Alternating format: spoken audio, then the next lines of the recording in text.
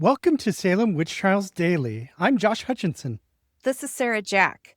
On Friday the 13th, in May 1692, Salem magistrate John Hathorne wrote a warrant for the arrest of Abigail Soames of Salem, who was living at the house of Samuel and Elizabeth Gaskell. Abigail was accused of bewitching Mary Warren. She was arrested today by Constable Peter Osgood, who took her to Thomas Beadle's tavern, where the magistrates sometimes held examinations, as they did now. Magistrates John Hathorne and Jonathan Corwin questioned Abigail Soames as Mary Warren wailed in apparent agony. As soon as Abigail appeared in the room, Mary had a dreadful fit and continually cried out that it was this very woman, though she knew her not before, only affirmed that she herself in apparition had told her that her name was Soames. When Abigail first encountered the magistrates, she was searched, and a botching needle, which was used for mending and patching, was found in her apron. She said she had no idea how it got there.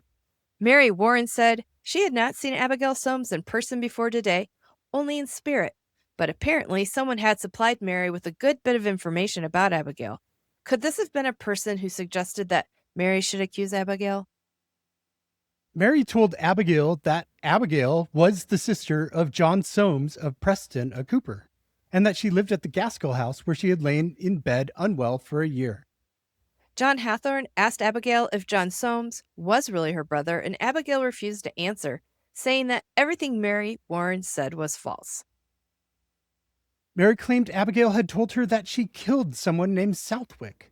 Now Abigail supposedly cast her eye on Mary and struck her in a dreadful fit and bit her so dreadfully that the like was never seen on any of the afflicted.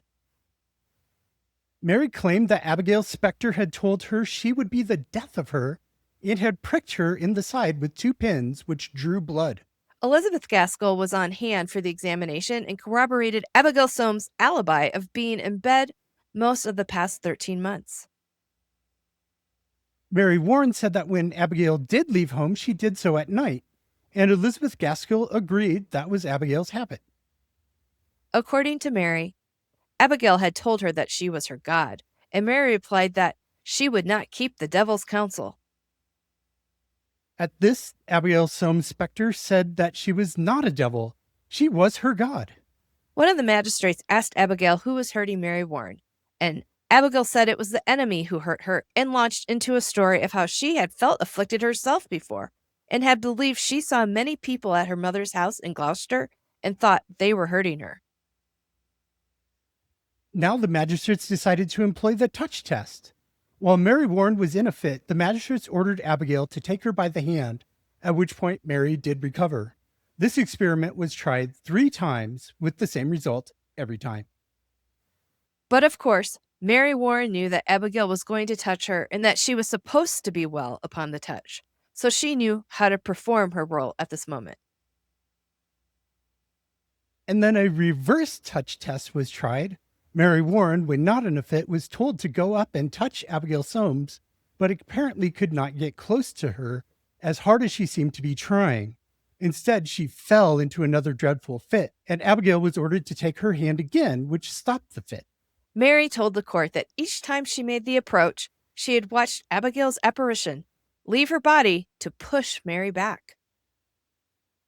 Abigail laughed at times during the hearing, and Mary fell into a fit every time. The magistrates asked Abigail if she thought Mary's troubles were witchcraft, or whether there were any witches in the world. Abigail said she did not know anything, but it was the enemy or some other wicked person. And now Mary went into a trance-like state. When she came out of it, she claimed that Abigail had told her that she would thrust in all into Mary's heart tonight and kill her. You can tell that the person who recorded this hearing believed Abigail Soames was completely guilty, because at this point in the record, he wrote, Soames could never cast her eye upon Warren, but immediately she struck her down. He believed guilty Abigail was attacking an innocent Mary Warren, the poor afflicted teen. It would have been more appropriate to observe simply that Mary Warren fell every time her eyes met Abigail's. Mary Warren and the magistrates make a complete circus of this proceeding. Mary Warren accused Abigail Soames of almost killing her just by looking at her. She tried to sell this accusation with an abundance of tears, but Abigail saw through it and laughed. According to the record, quote, Warren being also afflicted by the wringing of her mouth after a strange and prodigious manner, Soames being commanded to look upon her in that fit, peremptorily answered she would not. Being ordered to turn her face about to look on the afflicted, which being accordingly done, she shut her eyes closed, and would not look on her. Being then ordered to touch her, she did, and immediately Warren recovered, which no sooner done, but Soames opened her eyes again and looked upon the afflicted, and struck her down into another most dreadful and terrible fit. And in this manner she practiced her witchcraft several times before the court. The record went on to say, sometimes during this examination, Soames would put her own foot behind her other leg, and immediately Warren's legs would be twisted, that it was impossible for the strongest man there to untwist Mary's legs without breaking them, as was seen by many present. Older men trying to force a 19-year-old woman's legs apart in court. But after that, Mary Warren claimed that George Burroughs bit her and even showed the mark. She also said that Rebecca Nurse and the Proctors appeared to her then. Margaret Jacobs claimed that George Burroughs appeared to her as well and told her that her grandfather, George Jacobs Sr., would be hanged. Margaret wept. Nicholas Noyes chimed in now that after the needle had been taken from Abigail Soames at the beginning of the hearing, Mary Warren was neither bitten nor pinched by Abigail, but was instead struck so dreadfully on her breast that she cried out she was almost killed. Jarvis Ring was deposed against Susannah Martin, and Joseph Ring was deposed against Susannah Martin and Thomas Hardy. Jarvis stated that back in 1684 or maybe 1685, he was afflicted at night by somebody or something that lied upon him while he was in bed and prevented him from moving or speaking, though sometimes he could make a kind of noise that others in the house could hear him and would approach him. Whenever they came near, the nightmare or nocturnal visitation, whatever it was, would end. Here's a classic case of sleep paralysis, as are the many accounts of female witchcraft suspects sitting upon men's chests or abdomens as they were in bed at night. According to the Cleveland Clinic, sleep paralysis is when you can't move any part of your body right before falling asleep or as you wake up. It happens when your body is in between stages of sleep and wakefulness. An estimated 30% of people around the world experience sleep paralysis at least once. I've had more than my share. Jarvis stated that these incidents occurred often for a period of time. On one occasion, he spotted the person of Susannah Martin of Amesbury, who, quote, took him by the hand and bit him on the finger by force and then came and lay upon him a while. According to the deposition, the mark of the bite was still visible on the little finger on Jarvis's right hand because it had been slow to heal.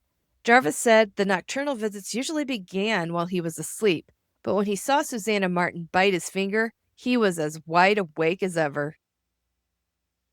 Jarvis Ring's brother, Joseph, testified that last September, they were in the woods hewing timber one day, and Jarvis went home, leaving Joseph to finish hewing the piece, which Jarvis would then carry home when he came back later.